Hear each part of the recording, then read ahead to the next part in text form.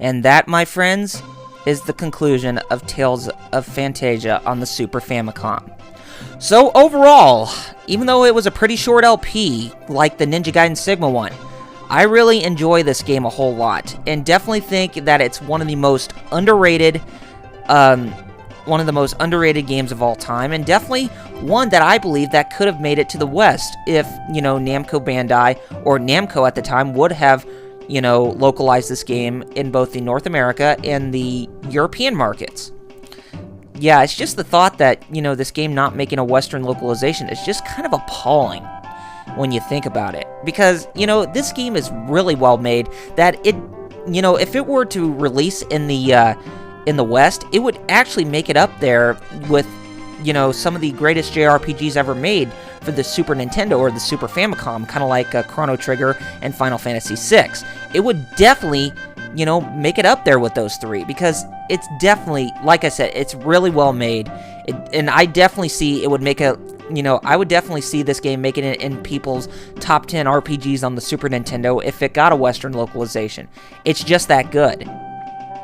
And as you can tell from the credits, this game was actually based on a novel called Tale Phantasia, which the premise of that book is basically the same as the game, mostly. So, yeah, it's very interesting how the first game was actually based on a novel that was made in Japan. And I think it would be something that people from around the world would actually like if they read it too, if it were ever to make it over here. So, what's next for the Tales LPs for me? Well, for the 2D side, since the West only got Tales of Phantasia on the GBA, and Tales of Destiny 1, and Tales of Eternia, which is called Tales of Destiny 2 in the United States, I would like to try to do one of those three.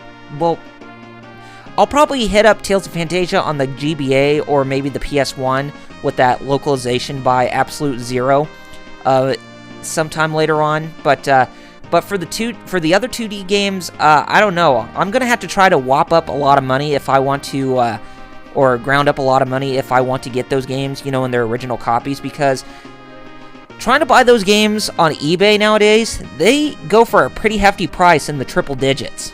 So, Namco Bandai, I urge you, if you have not done so already, is to release those two games for the PlayStation Network on the PS1 Classics, so that way they can have an official release and people would start playing it again and they would have lots of fun.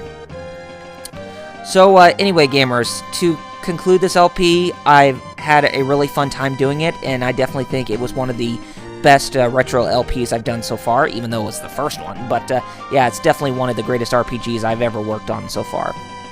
So anyway, gamers, take care of yourselves, and I shall see you on the next Retro Let's Play, or Double RPG Let's Play that covers the retro side of things. Take care of yourselves, gamers, and I'll see you then.